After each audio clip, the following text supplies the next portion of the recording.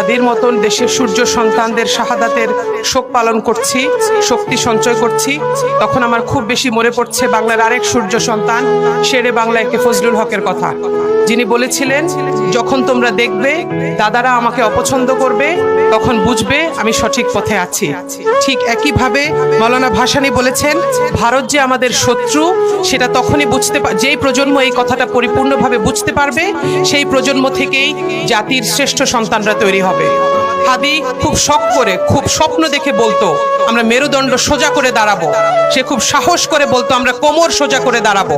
তার সেই সাহস আজকে আমরা সবাই আমাদের হৃদয়ে গেঁথে নিয়েছি।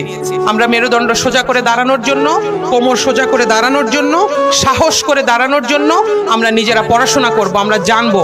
হাদি খুব বলতো সাহস করে, আমি যদি কোনো কারণে চলে যাই আমার সন্তানরা যেন এই আধিপত্যবাদের বিরুদ্ধে দাঁড়াতে পারে, আপনারা সেটা দেখবেন। তারাও যদি চলে যায়